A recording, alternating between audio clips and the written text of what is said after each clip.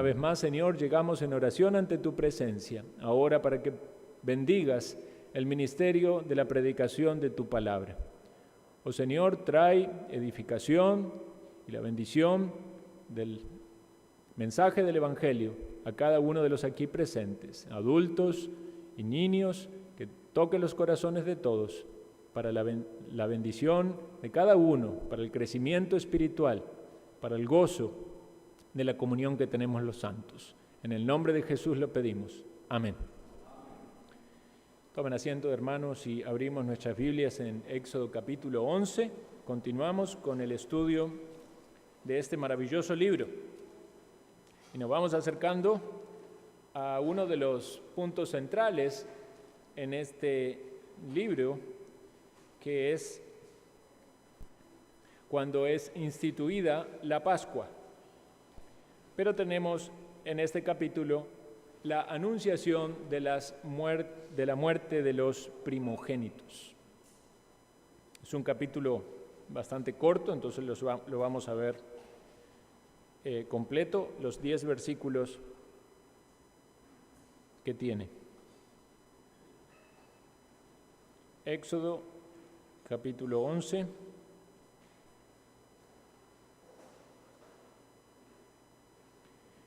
Dice así: Jehová dijo a Moisés: una plaga traeré aún sobre Faraón y sobre Egipto, después de la cual él os dejará ir de aquí, y seguramente os echará aquí del todo. Habla ahora al pueblo, y que cada uno pida a su vecino y cada una a su vecina alhajas de plata y de oro. Y Jehová dio gracia al pueblo en los ojos de los egipcios. También Moisés era tenido por gran varón en la tierra de Egipto, a los ojos de los siervos de Faraón y a los ojos del pueblo. Dijo pues Moisés: Jehová ha dicho así: a la medianoche yo saldré por en medio de Egipto, y morirá todo primogénito en tierra de Egipto, desde el primogénito de Faraón que se sienta en su trono, hasta el primogénito de la sierva que está tras el molino, y todo primogénito de las bestias. Y habrá gran clamor por toda la tierra de Egipto, cual nunca hubo, ni jamás habrá. Pero contra todos los hijos de Israel, desde el hombre hasta la bestia, ni un perro moverá su lengua, para que sepáis que Jehová hace diferencia entre los egipcios y los israelitas. Y descenderán a mí todos estos tus siervos, e inclinados delante de mí dirán: vete tú y todo el pueblo que está debajo de ti, y después de esto yo saldré. Y salió muy enojado de la presencia de Faraón. Y Jehová dijo a Moisés: Faraón no os oirá, para que mis maravillas se multipliquen en la tierra de Egipto. Y Moisés y Aarón hicieron todos estos prodigios delante de Faraón, pues Jehová había endurecido el corazón de Faraón y no envió a los hijos de Israel fuera de su país. El título de este sermón es Obras del Dios soberano. A lo largo de todo el libro de Éxodo hemos considerado la soberanía de Dios, porque precisamente es un tema central que se pone en relieve al pensar que Faraón se consideraba a sí mismo un dios. Algunos estudiosos hablan de que este Faraón, puntualmente, era una persona muy altiva, muy soberbia y arrogante, hasta el punto que el mismo pueblo era consciente de eso. De algún modo, Dios toma a este hombre en su propio pecado para utilizarlo como un ejemplo de aquellos que se rebelan y se endurecen contra Dios, lo que les pasa a tales personas. El Salmo 135, versículo 6, dice: todo lo que Jehová quiere lo hace, en los cielos y en la tierra, en los mares y en todos los abismos. Dios es soberano. Cuando alguna persona se levanta en soberbia y en rebelión contra Dios, muchas veces quieren hacer lo que ellos quieren hacer, pero Dios es el que controla y el que gobierna. Y cuando una persona se topa con la voluntad de Dios y se opone a Dios, hay dos diferentes maneras en las que Dios puede proceder. Una es dándole la retribución conforme a sus actos, a sus hechos, lo cual implica el juicio de Dios sobre ese pecado. Y otra es concediendo misericordia y gracia. ¿En cuál de esos grupos queremos estar? Obviamente queremos la misericordia y la gracia y no sufrir las consecuencias de nuestros pecados.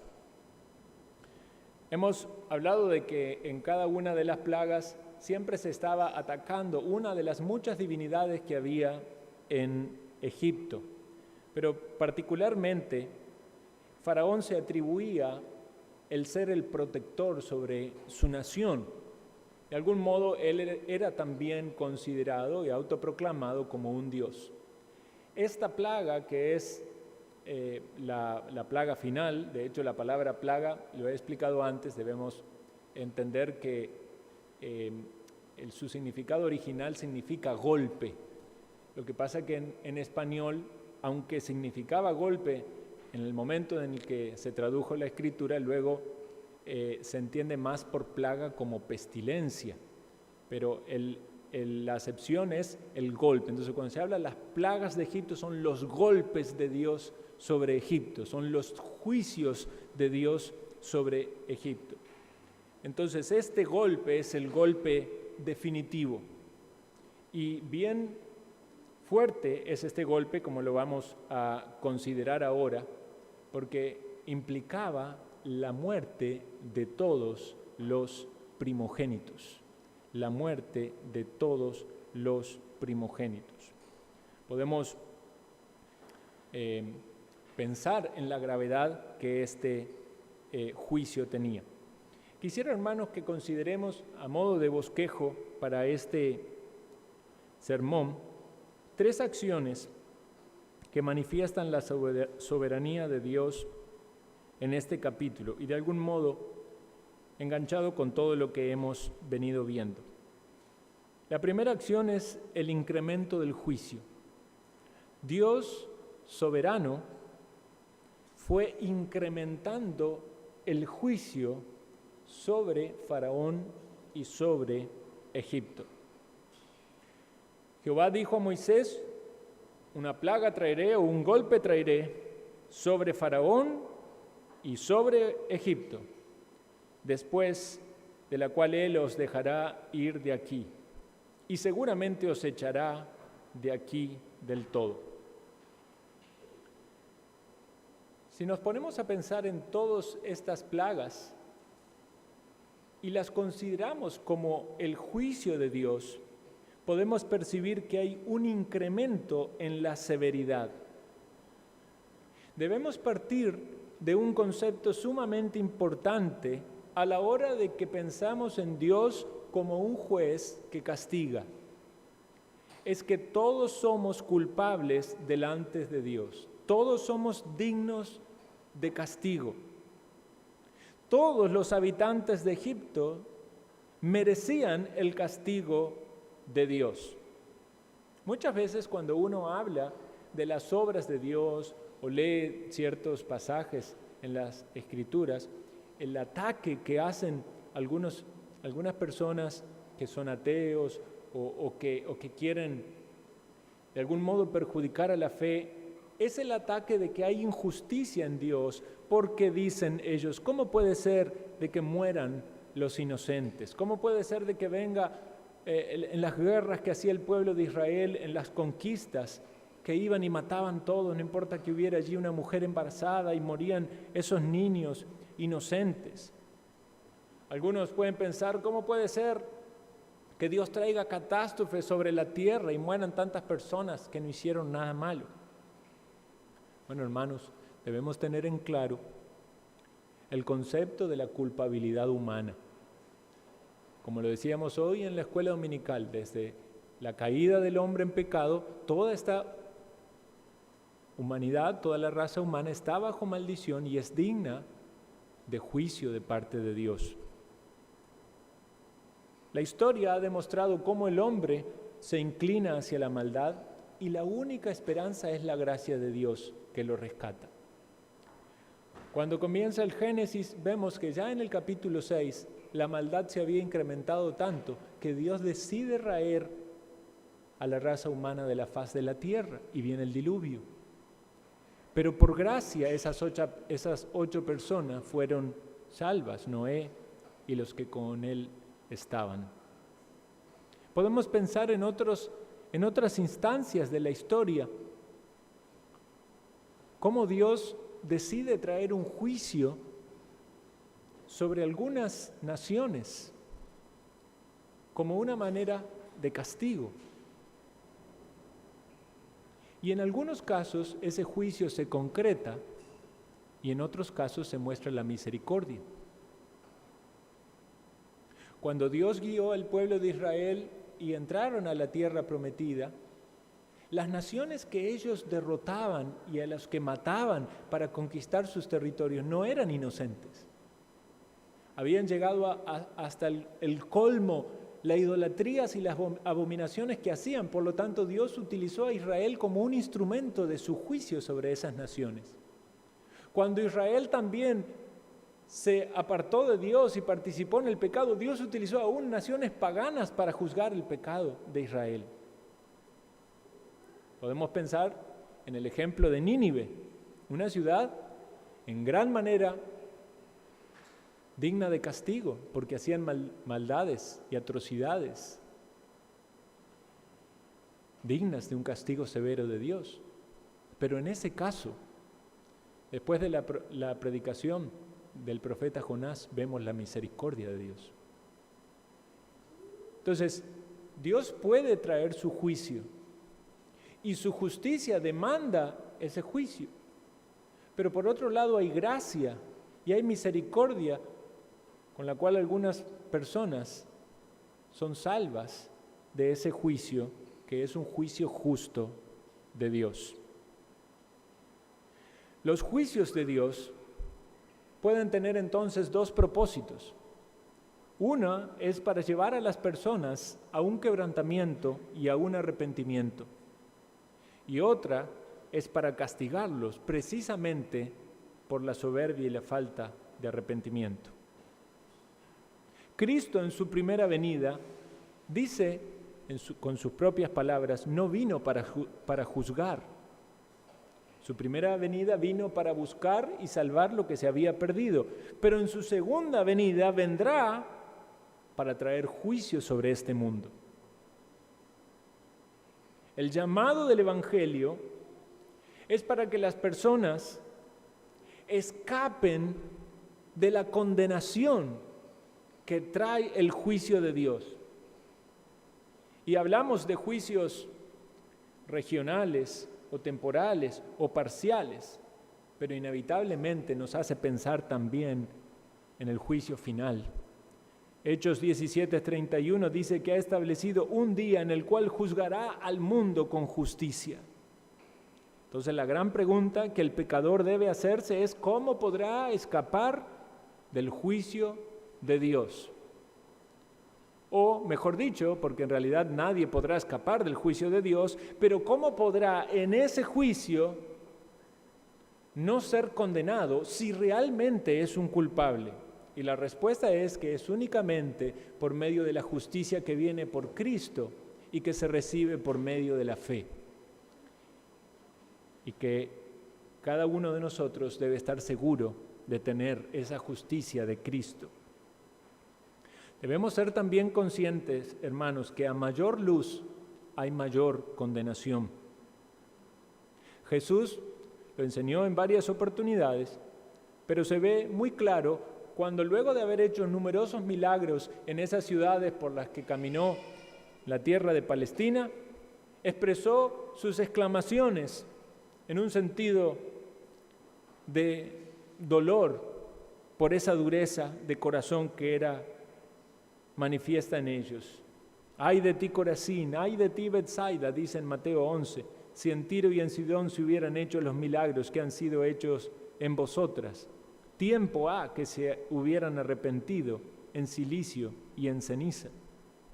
Por tanto os digo que el día de juicio será más tolerable el castigo para Tiro y para Sidón que para vosotras. Más gracia de Dios en cuanto a su mensaje, a su misericordia, a su manifestación de su voluntad, pero si del otro lado hay más dureza, el juicio entonces se incrementa. Cada oportunidad que Moisés y Aarón iban a la presencia de Faraón y le decían cuál era la voluntad de Dios, deja salir a mi pueblo para que vaya y que me adore. Cada oportunidad que Dios traía una plaga que de algún modo incomodaba el corazón de Faraón, era una oportunidad más para conocer qué era lo que Dios quería y el poder con el que lo exigía, para que el corazón de Faraón se doblegara y reconociera que hay un Dios en los cielos que todo lo gobierna. Pero a medida que el corazón de Faraón se endurecía, más grande era el juicio que venía sobre él. Entonces, nuestro primer punto, hermanos, es que Dios incrementa su juicio. Dios incrementa su juicio porque es un Dios justo. Y a medida que hay más pecado, hay más juicio. Y esto no es algo de lo cual también los creyentes deberíamos ignorar. Es cierto que estamos justificados en Cristo. Es cierto que no hay quien nos acuse. Es cierto de que en ese gran juicio final vamos a estar cerca del Señor porque Él pagó por nosotros. Pero también debemos ser conscientes de que si desaprovechamos las oportunidades que Dios nos da, la luz que Él trae a nuestra vida por medio del conocimiento que nos da de su palabra, por medio de las obras que hace en su providencia, por medio de los instrumentos que Dios usa alrededor de nosotros. Si nuestro corazón se endurece en nuestra vida cristiana, porque vean lo que dice la Escritura, lo que leíamos hoy, mirad que nadie se engañe, que el corazón no se endurezca, que alguno se aparte del Dios vivo. Si nuestro corazón se endurece, todas esas instancias donde Dios nos extendió la mano, nos comunicó su voluntad, nos puso frente a instrumentos que nos decían cuál era la voluntad de Dios, pero no estuvimos dispuestos a humillarnos, a quebrantarnos y a hacer lo que Dios decía, entonces también es de esperar un castigo más severo. Obviamente en los creyentes no hablamos nunca de condenación porque creemos en una salvación del Señor que es permanente, que es completa, que no se pierde, pero debemos tener cuidado de no engañarnos a nosotros mismos y pensar que estamos en la fe cuando no estamos dando fruto de ellos. ¿Tienes luz? ¿Cuántas veces te ha hablado el Señor y te ha comunicado su voluntad? ¿Cuántos llamados te ha hecho? ¿Cómo has reaccionado frente a ellos? ¿Has estado anuente a atender la voluntad de Dios y responder favorablemente a ella, o te has endurecido como lo hizo Faraón? Nuestro segundo punto es que Dios concede gracia o da gracia ante los hombres. Esta es una obra del Dios soberano. El Dios soberano que controla todas las cosas, controla aún las acciones de los hombres, aún los pecados que los hombres hacen, sin ser, por supuesto, Dios autor del pecado, ni de estar involucrado o contaminado por la maldad del hombre. Pero Dios actúa soberanamente aún en la desobediencia de los hombres o aún en las buenas acciones de los hombres. A los que se rebelan contra Él los endurece y trae castigo sobre ellos. Pero en algunos casos su gracia sensibiliza sus corazones. En un extremo, maravilloso, es la salvación. Él obra en nosotros, nos da nuevos corazones, nos da arrepentimiento, nos da fe y experimentamos la conversión y la salvación. Pero muchas veces también Dios toca el corazón de los impíos, no para salvación, sino como una manifestación de su gracia común. Entonces, podemos ver Dios actuando con los incrédulos en un sentido de juicio, como con Faraón. Dice, para esto mismo te he levantado, para mostrar en ti mi poder, para que mi nombre sea anunciado en la tierra. Pero Faraón no es un buen ejemplo de alguien que agrada a Dios, ¿verdad? Entonces Dios lo levanta como un ejemplo de lo que pasa con aquellos que se endurecen contra Dios. El juicio de Dios incrementa. Pero a otras personas, conforme al propósito divino, Dios les da un cambio hacia hacer lo que es agradable a Él. En el ejemplo de la gracia común es que podemos pensar de que hay muchas personas en este mundo que sin ser tan rebeldes como Faraón, hacen muchas cosas que son buenas, beneficiosas para la sociedad, incluso hasta de bendición para los cristianos, pero no por eso son salvas.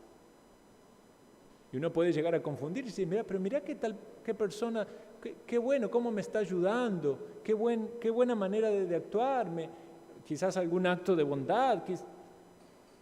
Pero eso no significa que sean cristianas por ellos. Hay una gracia común que de algún modo Dios da a las personas en este mundo. Y este es un ejemplo particular.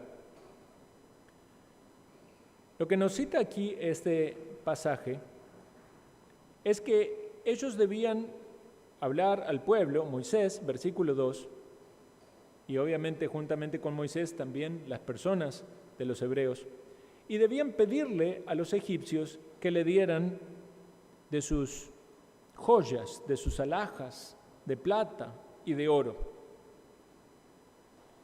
Y Dios obra de manera particular en dar gracia en el corazón de estas personas para que hicieran eso. Es un caso contrastado con Faraón, porque Faraón se endurece y no quiere hacer la voluntad de Dios. Y los egipcios sí hacen lo que Dios les pide por medio de ellos que hagan. En ambos casos se manifiesta la soberanía divina, tanto en uno, levantando Dios a alguien para castigo, como en otros, doblegando el corazón para que hagan un acto de bondad. Dios es el que inclina los corazones.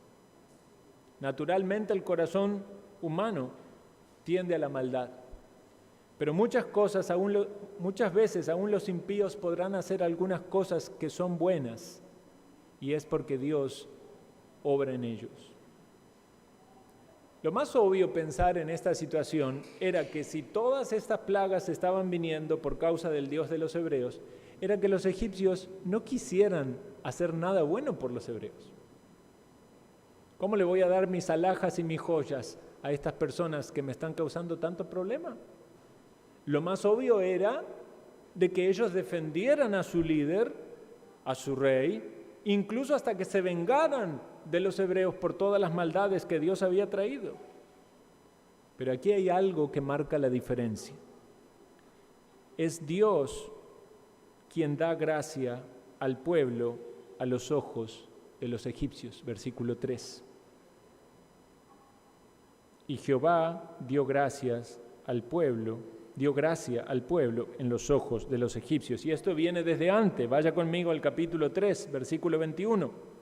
Ya lo había anunciado Dios a Moisés de que ellos debían pedirle a los egipcios de sus riquezas y que ellos las iban a llevar porque iban a ser necesarias. Evidentemente esto tenía que ver con la construcción del tabernáculo y todo el oro que iban a necesitar. Capítulo 3, versículo 21. Y yo daré a este pueblo gracia en los ojos de los egipcios, para que cuando salgáis no vayáis con las manos vacías, sino que pedirá cada mujer a su vecina y a su huéspeda alhajas de plata, alhajas de oro y vestidos, los cuales pondréis sobre vuestros hijos y vuestras hijas, y despojaréis a Egipto. Estaban despojando a Egipto, no lo estaban robando, porque noten que ellos lo pedían. Pero Dios pone en el corazón de los egipcios dárselos voluntariamente. Incluso en el capítulo 12, versículo 35, lo volvemos a encontrar. Llegaremos a esto en el próximo sermón, pero dice así, 12:35, e hicieron los hijos de Israel conforme al mandamiento de Moisés, pidiendo de los egipcios alhajas de plata y de oro y vestidos. Y Jehová dio gracia al pueblo delante de los egipcios, y les dieron cuanto pedían. Así despojaron a los egipcios. Imagínense la escena allí. El egipcio o la señora israelita, hebrea, llegando a la casa del egipcio y decir, vengo a buscar alhajas, ¿usted puede darme alguna de sus alhajas? Y saca su cofre o su caja con todas sus joyas, ay, sí, quiero esta, ¿me la da también? Sí, te la doy. Y esta, y démelas todas. Y se iba con su bolsa llena de alhajas de plata, de oro. Habría sido quizás hasta un tanto difícil, pienso yo, para esas mujeres o esos hombres, ir a decirle, denme de sus alhajas, denme de sus pertenencias, denme de sus joyas. Pero tenían que hacerlo confiando en la palabra de Dios porque era un mandamiento de Dios. Y a diferencia de Moisés, que iba para presentarse frente a Faraón y les pide que haga algo que Faraón no está dispuesto a hacer, en este caso, los egipcios sí están dispuestos a dar sus joyas. Y la diferencia es que Dios pone gracia en el corazón de ellos para hacer lo que le pedían. Esto fue algo tan significativo que hasta en el libro de los Salmos se menciona. Vamos al Salmo 105.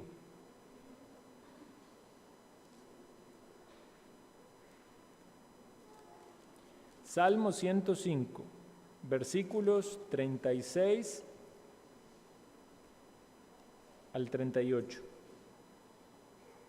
Dice así, hirió de muerte a todos los primogénitos de su tierra, las primicias de toda su fuerza. Los sacó con plata y oro, y no hubo en sus tribus enfermo. Egipto se alegró de que salieran, porque su terror había caído sobre ellos. Incluso el Salmo nos da todavía más luz de la razón por la cual los egipcios les daban de sus joyas y de sus bienes preciados y de sus vestidos. Estaban aterrorizados del poder de Dios que juzgaba a Egipto, pero que a la vez marcaba la diferencia con los israelitas porque ellos no sufrían ese castigo. ¿Se repite esto en otras situaciones en la Escritura? Bueno, es interesante que esta expresión de caer en gracia o hallar gracia en los ojos de otros fue en muchas oportunidades una oración o el deseo de algunas personas. Podemos pensar en la reina Esther cuando tenía que presentarse ante el rey. Ella anhelaba hallar gracia ante los ojos del rey para no ser censurada o incluso hasta podía morir. Podemos pensar en Nehemías, que como copero del rey tenía un fuego en su corazón pensando en su nación, pero tenía que presentar eso como una petición y tenía el temor de ser rechazado, pero él deseaba hallar gracia ante los ojos del rey. Podemos pensar en David cuando huía de Saúl y se fue con el rey Aquis que ciertamente podía ser un enemigo de él, pero David halló gracia ante los ojos de él y por mucho tiempo le protegió. Podemos pensar en la historia de Ruth, que era una moabita, que era una extranjera, que no tenía cómo sobrevivir, pero cuando Booz le propone el casamiento, ella habla de que halló gracia ante los ojos de él. Y podríamos citar más casos. Pero ¿cuál sería la aplicación entonces aquí? Si Dios nos pide algo que hagamos, si Dios nos da un mandamiento en su palabra, y esto puede implicar cosas generales como lo que debemos hacer, la voluntad general de Dios para todos nosotros, como también cosas específicas que entendemos por su palabra y la guía de su Santo Espíritu que Dios quiere que hagamos. Pero nosotros podríamos tomar esta reflexión y considerar esto. Debemos pedir al Señor hallar gracia delante de los ojos de las personas. Por ejemplo, usted quiere evangelizar a alguien. Usted quiere compartir las buenas nuevas con alguien. Señor, permíteme hallar gracia delante de esta persona para poder presentar el Evangelio, para que no haya un rechazo, una oposición. Usted quiere hacer cosas que son conforme a la voluntad del Señor. Le puede pasar a alguien que tiene un jefe que le pide trabajar en el día del Señor y usted dice, ay Señor, yo quiero ir a la iglesia. Usted puede orar y decir, Señor, que cuando vaya a pedir ese permiso pueda hallar gracia ante los ojos del Señor. Quizás quiere exhortar a un hermano y tiene temor de cómo lo va a tomar. Puede ser que el hermano se enoje, se ofenda. Señor, dame gracia, quiero hallar gracia ante los ojos de esa persona. Y así podemos citar muchas situaciones y oportunidades donde necesitamos hallar gracia delante de los ojos de las personas. Porque al fin y al cabo, si el Señor nos manda a hacer algo, nosotros debemos hacerlo independientemente del resultado. Moisés y Aarón debían presentarse ante Faraón, aun cuando Faraón no los aceptara, aun cuando Faraón los rechazara. Pero también los israelitas debían ir y pedir las alhajas a los vecinos egipcios. Y estaba en la potestad y en la soberanía del Señor hacer que ellos tengan gracia ante los ojos de ellos, porque en la voluntad de Dios había decidido despojar a Egipto y proveer todo lo necesario para que ellos pudieran ir al desierto, no solo para su protección, como podrían ser las vestimentas, sino también para adorar a Dios, porque las joyas y las alhajas no eran para venderlas. Ni tampoco era el propósito la idolatría, aunque ellos tristemente la usaron para idolatría.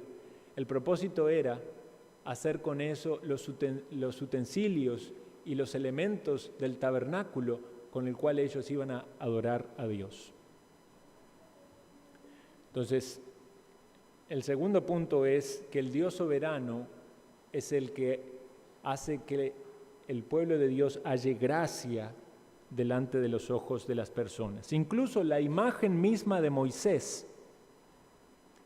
Dice en el versículo 3, en la segunda parte, Moisés era tenido por gran varón en la tierra de Egipto, a los ojos de Faraón, de los siervos de Faraón y a los ojos del pueblo. Moisés había matado a un egipcio.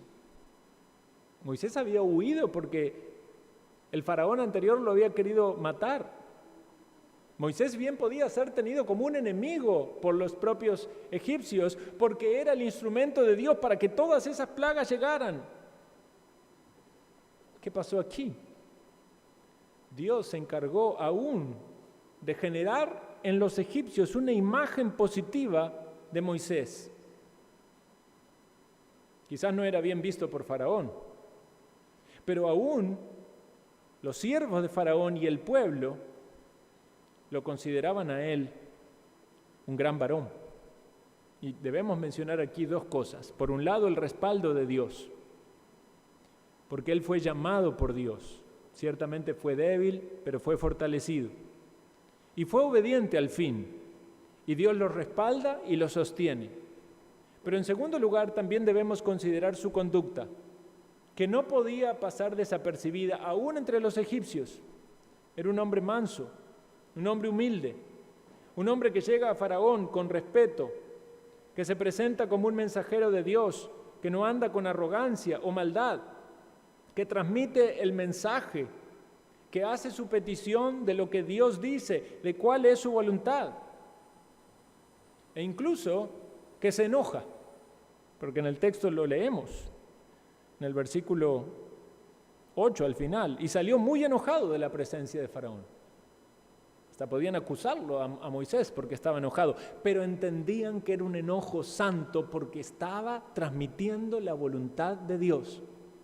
Y Faraón se endurecía contra la voluntad de Dios. De modo de que aún el concepto de Moisés como líder de los hebreos halló gracia a los ojos del pueblo. La figura de Faraón iba en deterioro y en rechazo por el mismo pueblo. Y la figura de Moisés iba creciendo en estima y en honra, porque precisamente eso es lo que dice la palabra. Al que se exalta va a ser humillado, el que se humilla va a ser exaltado. Tenía un enemigo, pero tenía la aprobación del pueblo. El pueblo no podía negar las señales que se hacían y la conducta íntegra. Y eso me hace pensar también en la vida de Cristo. Ungido por el Padre para la obra redentora, su carácter manso y humilde, haciendo las obras maravillosas de Dios en la tierra. En el caso de Cristo, estas obras no eran un castigo, más bien hizo sanidades, hizo milagros, hizo liberaciones, hizo caridad. Por eso el pueblo miraba a Cristo y se maravillaban y daban gloria a Dios. Por eso decían que Él enseñaba con autoridad, no como los escribas. Por eso decían que no podían negar las obras que hacían y que todo el pueblo se fuera tras Él.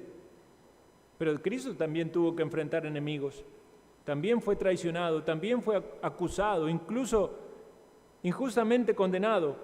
Sufrió calumnias, burlas, desprecios. La popularidad de Jesús estuvo por momentos en lo más alto, hasta lo quisieron hacer rey, y luego en lo más bajo, diciéndole la gente, crucifícale.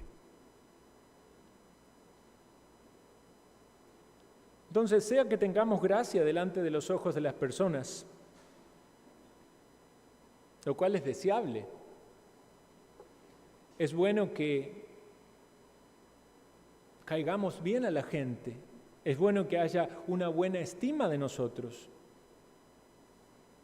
Debemos tener cuidado de una búsqueda de estima con motivaciones equivocadas, por vanagloria personal, querer tener fama o prestigio que no honra al Señor.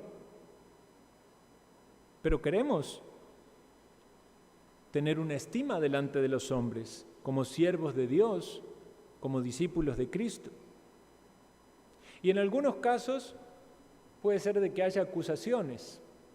En algunos casos puede haber acusaciones que son reales, lo cual para el siervo de Cristo debería ser un deseo a cambiar y a crecer. Y en algunos casos falsas. Puede haber calumnias, puede haber celos, puede haber odios, puede haber cualquier clase de obra malvada. Nuestra meta principal no es agradar a los hombres, es hacer la voluntad de Dios. Más importante que los likes que tengamos de los hombres es lo que Dios nos pide que hagamos. Pero vean qué interesante cómo lo plantea el apóstol Pedro. En su primera carta, capítulo 3, versículo 15, dice: «Si no santificad a Dios el Señor en vuestros corazones, estad siempre preparados para presentar defensa con mansedumbre y reverencia ante todo el que os demande razón de la esperanza que hay en vosotros, teniendo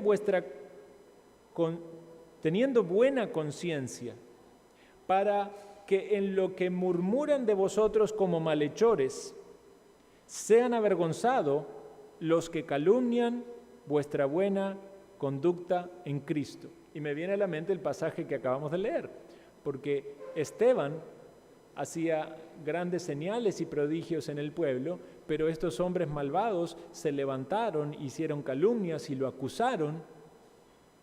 Y cuando lo miraron allí en el concilio, dice que veían el rostro de él como el rostro de un ángel. O sea, había algo que estaba mal allí. Él no había hecho nada digno de ser tenido en esa estima,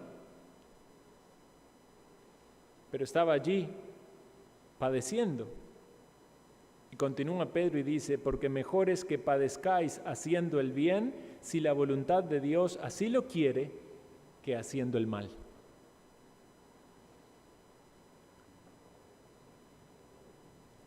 Quiera el Señor concedernos que hallemos gracia delante de los ojos de las personas, pero si eso no se da, nuestra primera meta es ser fieles a Cristo. Esta plaga o este golpe es algo dramático, algo nunca visto, algo dolorosísimo. Toda familia en Egipto sería afectada. Es una sentencia de muerte que cae sobre Egipto. Todo primogénito moriría, no solamente de los niños, sino aún primogénitos adultos. Entonces habría muchos muertos en las casas y en las familias. Padres, hijos, nietos, si eran primogénitos, morirían. Algo nunca visto. Lo mismo se dice sobre la plaga del granizo antes, ahora lo repite nuevamente. Algo nunca visto.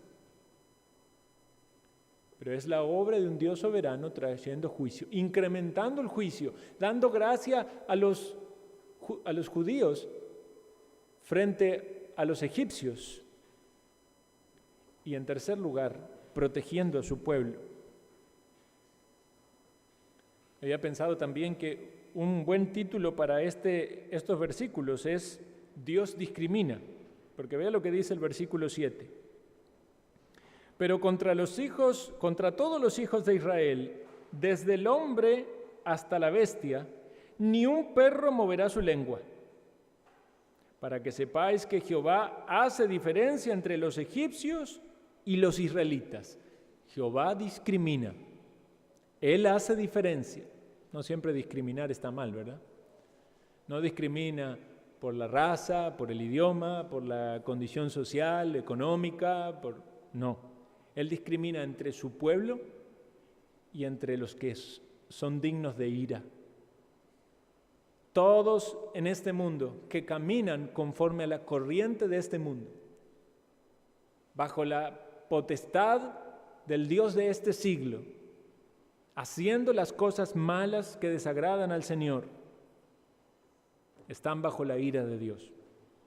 Pero su pueblo, aquellos que procedieron al arrepentimiento y a la fe en Cristo, están bajo la sombra de sus alas, protegidos, cobijados por Él. Dios discrimina bien. Él lo hace como sabe y debe hacerlo. Hay una separación entre los hijos de Dios y los hijos del diablo. Hay una separación entre el mundo y la iglesia. Hay una separación entre los egipcios y los hebreos. El juicio que Dios traería era sobre Egipto para muerte, pero no tocaría a los hebreos, porque ellos son el pueblo que Dios iba a rescatar. Dios manifiesta una protección especial para su pueblo y esto aplica también al juicio eterno, porque Dios salva a su pueblo.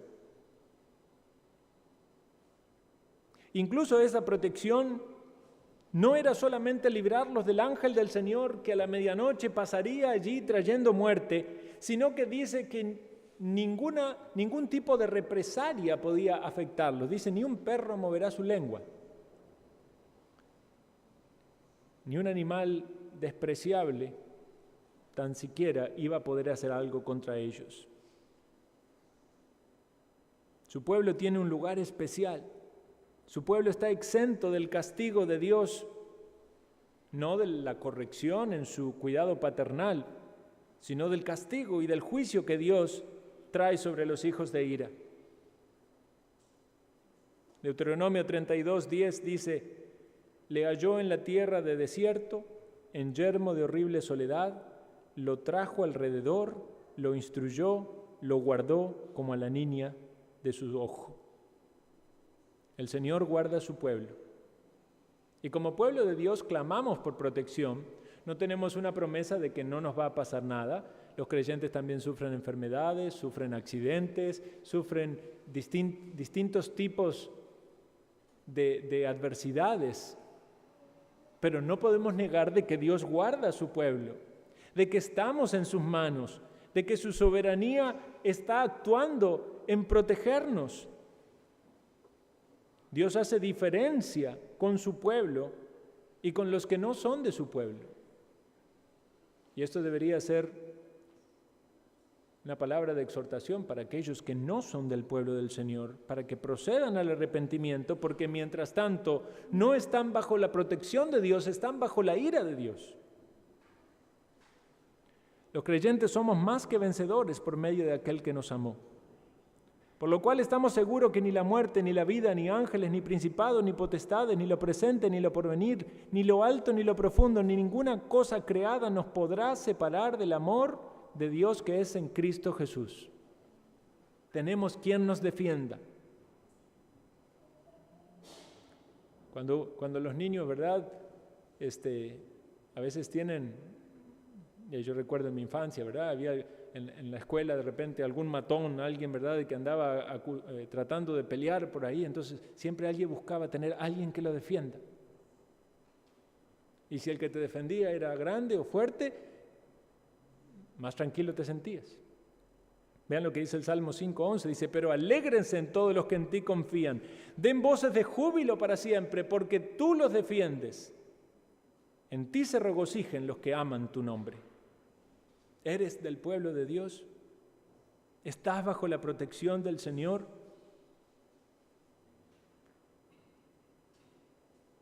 El que tiene el Hijo tiene la vida.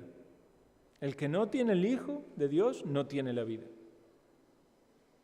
Aquellos que tienen a Cristo tienen la vida eterna, ellos son del pueblo de Dios. Y el Dios soberano está guardándoles. Los preservará para que estén en su presencia.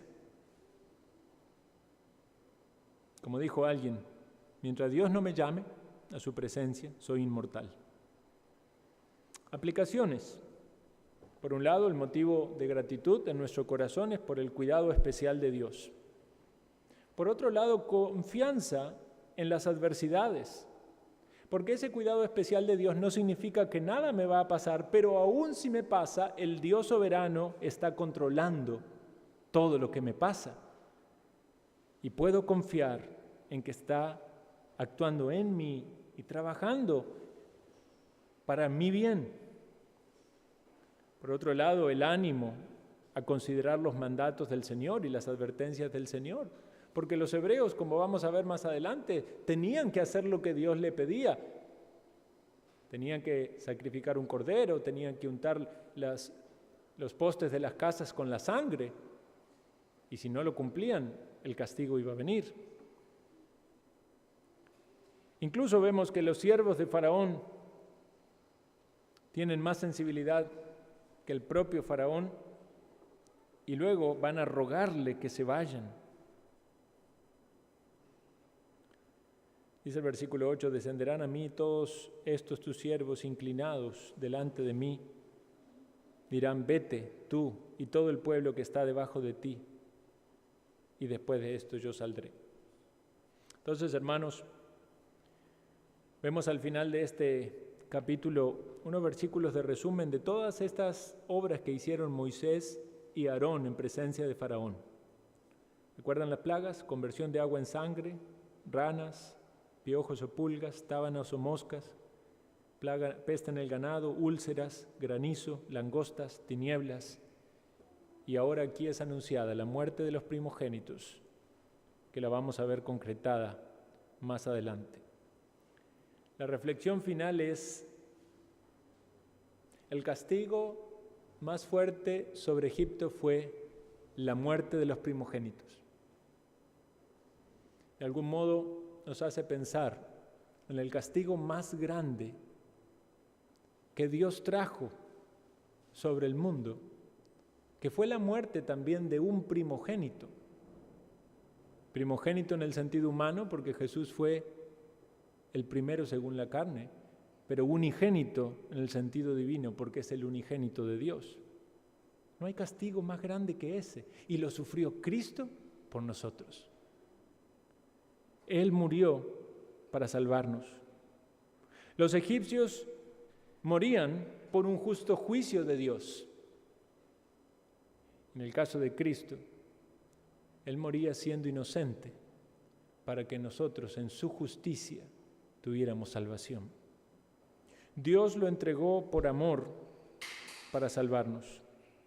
De tal manera amó Dios al mundo que ha dado a su Hijo unigénito, para que todo aquel que en Él cree no se pierda, mas tenga vida eterna.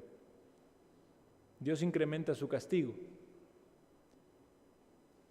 pero Dios castigó a Cristo en lugar de nosotros, para que fuésemos libres del castigo eterno.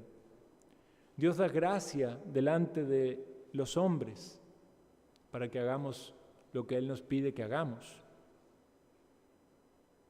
Y Dios protege a su pueblo para que confiemos en su cuidado.